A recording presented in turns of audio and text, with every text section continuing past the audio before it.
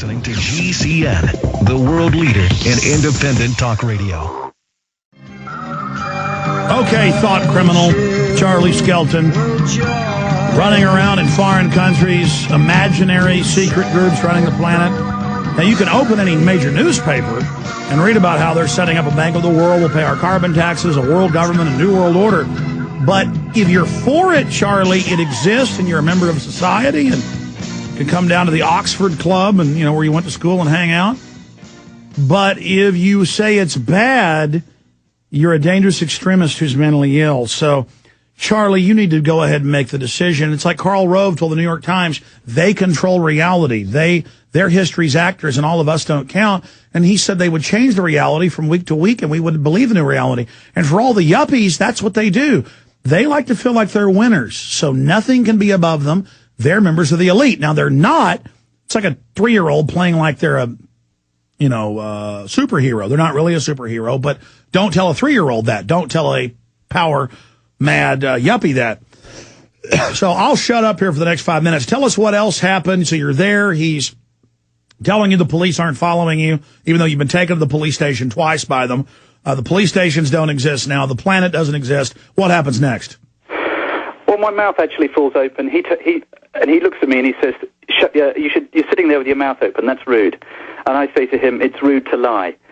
And I said to him, I looked around the room, there's 3 of them in there, and I said, including the guy I'm talking to who's very high up in the Department of Government Security. And hold on, let me back up. He said, hold on a second. He said, so you start over. You did what with your mouth? And he said, do something that's rude?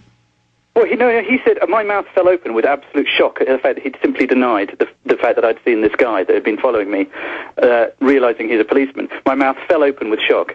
He says, you're sitting there with your mouth open, that's rude. And I just looked at him and I said, it's rude to lie to me. And I said, this is the craziest situation I've been in, this is crazy. And he goes, for me, it's not crazy, for you, it's crazy. And I swear to God, it was like being in a horrific dystopian movie, except it was happening to me. And I was just... it sounds like The Prisoner when number 6, they had all those phony trials doing the same crazy stuff. But see, all those movies in 1984 and all that are based on real stuff. Yeah. And, when I was leaving, I realized at that point that was it. The fact I'd seen that guy, I knew now what happened. I was being followed by a quite large number of the state police, and I don't know what that had cost. I don't know what cost they'd thrown at this operation. Well, you know why? I mean, normally in there, they just make sure the heroin comes in to make sure the school kids get it, and I'm not joking. They mainly run prostitution and drugs in Greece, very corrupt, and they're running the drugs into Europe, and also a lot of sex slavery, a lot of kidnapped kids. Those guys don't do a lot of work. They mainly kidnap children and deal heroin, and I'm serious when I say that. And so, to them it was a big joke. They were there. The big heroin dealers sent them out. That's what Bilderberg does, launder the money. And, big super bosses are in town that their bosses work for. And so to them, it was a big joke to terrorize a British slave who thought he was free. It was a big joke to them. They were just thinking about shipments of kids and things they had to deal with. Go ahead. Well, I mean, I don't know. I can't put thoughts like that in their heads. Oh, really? You didn't know they're in child slavery rings? Oh, yeah, the Greeks are, yeah. Well, I don't know. But what I do know is that they lied to me, and they lied to me persistently and all the way up to the top. And they lied even when they knew that I knew they were lying. It was just one big lie. And when I left, I talked to one of the younger ones who escorted me out of the building at this point, because I thought, well, that's it. I'm not getting any more out of this. I know now what happened. And I was escorted out of the building, and as on the way down in the stairs, I looked at the guy, and I said, listen, you know that when you tell a lie, tell a lie like that, it makes you less of a person. And do you know, to his credit, he looked ashamed, because I just felt at that point like I had nothing else to cling on to except the truth about the situation, the truth that these lies were being told but to me. See, Charlie, to them, they have the force. They have the power and the guns, so they say that makes their lie real. Yeah. That's like Austin cops when I was in front of the DynCorp building, and I said, they run giant child kidnapping rings, congressional hearings, and the Austin cops laughed and said, yeah, big deal. I do work in there. So to them, it was like by making it a joke, it didn't exist. Now, I was a real guy telling them something real. But see, they weren't involved in the child kidnapping. But by making a joke about it, you see, they become accomplices. See, it's all real funny till it happens to their kid. or till they're sitting there dying of cancer when they're 45 because they took the shots. Then it won't be funny. But you know what? It's what I have to take away from it, though, is a few important things, which is I was stopped and searched so much, and told to show my papers so much. Like, I mean, you know, it was horrific, the amount of times I was having to just show who I was, give my father's name, how long was I staying there. I've become rabidly anti-ID cards, and by extension microchipping, because that's just game over. When that happens, it's game over. It really is. I can see that now, and I didn't know that before, and I know that now because I've lived in a weird little kind of reality show police state for the last week. And you know, I'm not kidding, I'm not joking. I did, and it was horrific.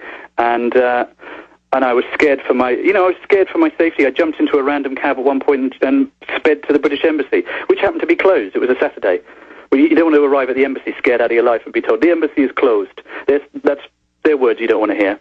Anyway, but you know, these things were happening to me, and you know, and Bilderberg was happening at the same time, and no one was there. The press wasn't there, you know, and I was being chased around at Athens metro station, and you know, it was quite crazy and quite surreal. But the surrealist thing of all is that where was the media? Where were the newspapers?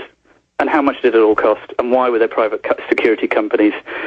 Security officers are detaining me, and why was the Greek Navy deployed? And 2 F-16s, and where was CNN? You know, the whole thing is just this crazy bubble of questions that people... Because if CNN admits Bilderberg exists, that then legitimizes everything we've done. But instead, by them still denying it exists, that's just discredited them. But they're still in this delusional world where they're going, no, the emperor is wearing the finest clothes. And we're going, no, he's butt naked. And they're like, but we have SWAT teams. And we go, that still won't put food in our bellies. You know, and they're like, but we have SWAT teams. And we go, yeah, but we have the truth. And they're like, but we have bird flu we can scare you with. So I've got callers, Peter in Iraq, many others, with inside reports on the Department of the Army telling veterans they've got to secretly register their guns, even in their own private homes. That is coming up. But finishing up with you, Mr. Skelton from the London Guardian, and we'll have you back up in the future, you know, probably with Jim Tucker later in the week if you can do it for, you know, with both of you, because Jim's just gotten back. We're giving him time to rest and then have him on. Because, you know, this does chart the future of the world. We've proven they really are calling the shots for most of the planet. Bilderberg, and of course, so it's not newsworthy and the media won't touch it because it's so important. How did this end? I mean, how did it go after you left the police station? What happened when you went to the airport? Just briefly, anything else? Well, do you know what? I had that fear in the pit of my stomach that that suddenly, from being stonewalled and being let out, I'd actually suddenly uncovered something. So I was scared again. I was suddenly scared because I'd seen the guy, and then I'd been lied to, and I thought, oh God, I don't know what's going to happen now. I know that sounds crazy, but it doesn't. I'm saying it again. There you go. So I got as fast as I could to an internet cafe, and I got on the phone to my wife. I dictated what had happened. I sent copy to the Guardian as soon as I could, because you know, when you know something and you know something's happened, you have to share it instantly, because then information's out there. So I did what I could to get it. You know, this sounds like an overreaction, but I wasn't overreacting because I'd been chased around Athens and been grappling. You've been arrested twice, so quit saying that. That's part of their programming. So, just quit making excuses for yourself. What else happened? Well, I sent it off, and you know, I just sat there absolutely shell-shocked, and I came home, you know, and I've just been sitting here like a vegetable. I'm absolutely exhausted by the whole thing, but I've also determined to go back again next year and to get people to be, you know, to bring their cameras. Why is the Guardian? Go back next year. Why is the Guardian running a photo of you from your comedian work wearing a clown mask? I mean, I guess the Guardian can only report on this if they put you in a clown mask on the cover. What is that about? With respect, that's me. I went to the National Museum of Greece, and that's a copy of an ancient theatre mask, and it's my little way of saying that I was involved in a kind of theatre, a theatre of the absurd. So that was my little joke. And I think it is a theatre. I was just shown. I accidentally got a peek behind the curtain, and it is all theatre. They're kidnapping kids, running drugs right behind the curtain. They're running the whores. They're pushing the Prozac, the Ritalin, the vaccines. They're eugenicists above them. And it's all a theater for all the little cows, all the little slaves to never figure out that right behind the curtain there's a slaughterhouse, a meat grinder going 24/7.